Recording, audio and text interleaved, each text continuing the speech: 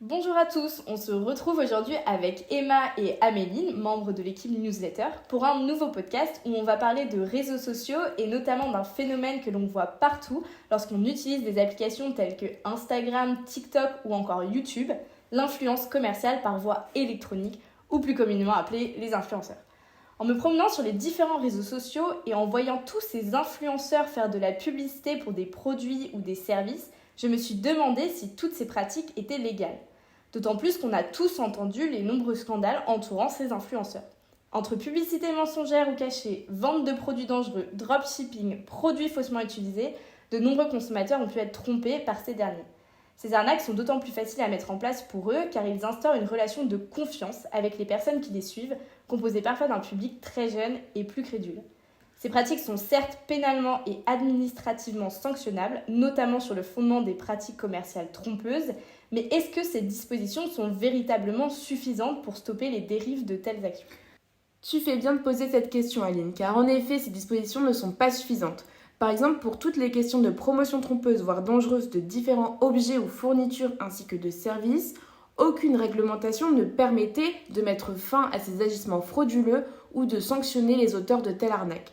C'est pourquoi le Parlement a instauré une nouvelle loi, la loi du 9 juin 2023, une loi qui a pour objectif d'encadrer les pratiques des influenceurs et de mieux protéger le consommateur. Mais avant toute chose, la première mission des parlementaires a été de définir cette notion d'influence commerciale par voie électronique, la notion d'influenceur. En effet, si ce terme parle beaucoup à la nouvelle génération, qui a grandi entourée de ces nouvelles stars des réseaux sociaux, ce nouveau métier n'avait pas été envisagé et encadré par le droit. Or, on sait tous que les juristes ont horreur des vides juridiques, d'autant plus lorsque cela entraîne de nombreuses arnaques et des... Or, on le sait, les juristes ont horreur des vides juridiques, d'autant plus lorsque cela entraîne nombreuses arnaques et dérives de la part de ces influenceurs, comme tu as pu le mentionner, Aline. Ainsi, selon l'article 1er de la loi, est donc un influenceur toute personne physique ou morale qui, à titre onéreux, mobilise leur notoriété auprès de l'audience pour communiquer au public par voie électronique des contenus visant à faire la promotion directement ou indirectement de biens, de services ou d'une cause quelconque exerçant l'activité d'influence commerciale par voie électronique. Maintenant que l'on a défini ce qu'est un influenceur, on peut analyser si les pratiques qu'ils peuvent commettre sont illégales ou non sur le fondement de cette loi. Ça tombe bien car j'avais plusieurs questions à vous poser, Emma et Améline. En me promenant sur les réseaux sociaux, j'ai pu voir par exemple une influenceuse faire une vidéo aux côtés de son chirurgien, faisant ouvertement de la publicité d'opérations esthétiques et encourageant les personnes qui la suivent à faire de même. Ce type de publicité m'a paru choquante et même illégale, mais est-ce que c'est vraiment le cas ? Tu as bien fait de te poser la question, Aline, car en effet cette pratique est interdite depuis cette loi.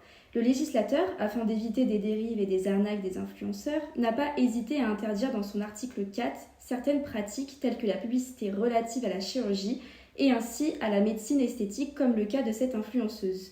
De plus, on retrouve l'interdiction de faire de la publicité pour des produits et services financiers tels que la crypto-monnaie, l'ascension thérapeutique, la publicité pour des sachets de nicotine ou encore pour des abonnements à des conseils ou des pronostics sportifs.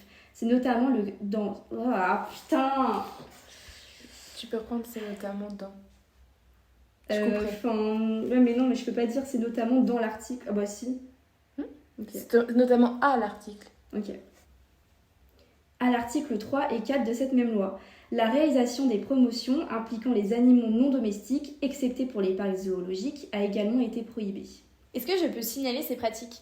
Oui, car depuis une loi du 22 décembre 2018 relative à la lutte contre la manipulation de l'information, les plateformes sont obligées de rendre accessible et visible un dispositif de signalement afin de lutter contre la manipulation de l'information. De plus, cette loi confie à l'Arcom, qui est l'autorité de régulation de la communication audiovisuelle et numérique, le rôle d'établir un bilan de l'application de l'effectivité des mesures mises en œuvre par les plateformes afin de lutter contre la diffusion de fausses informations. Si je signale une telle pratique à la plateforme ou le réseau social dont dépend l'influenceur, est-ce que je peux rechercher la responsabilité de celle-ci si elle ne fait rien ? Oui, tout à fait. La loi inclut la possibilité de rechercher la responsabilité des plateformes qui ne retireraient pas des contenus illégaux au sens de la loi, alors que ces derniers ont été signalés. De plus, les plateformes se doivent de publier les informations nécessaires et transmettre aux influenceurs des dispositifs clairs et lisibles en vue de l'affichage du caractère commercial de leurs publications.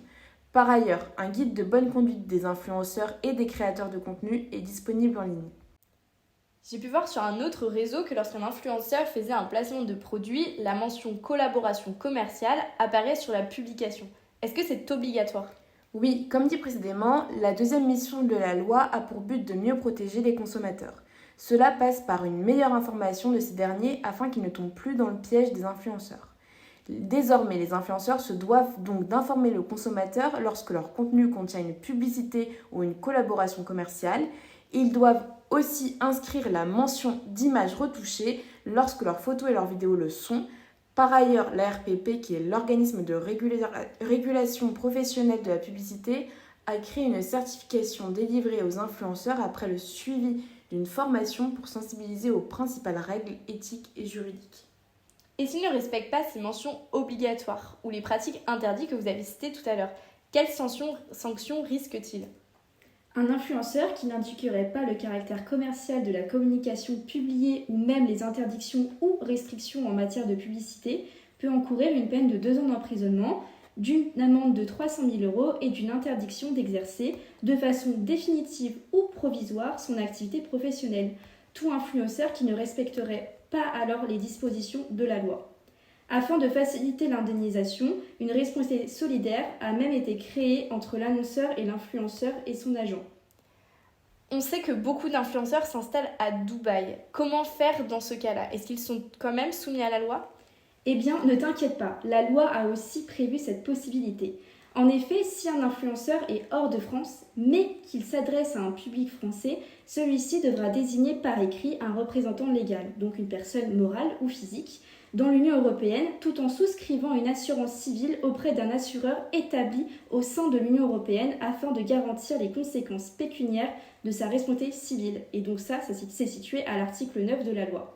Cette loi est donc une véritable avancée puisqu'elle permet de mieux protéger le consommateur tout en s'adaptant aux évolutions actuelles et à l'apparition d'une nouvelle économie passant par le numérique.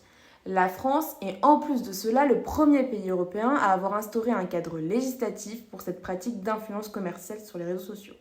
L'Union européenne travaille elle aussi sur une directive créée par sa propre législation. Merci à vous d'avoir répondu à mes questions par rapport aux influenceurs et par rapport à cette loi. Merci de nous avoir écoutés et on vous retrouve bientôt pour un prochain podcast. À bientôt. Au revoir. À bientôt.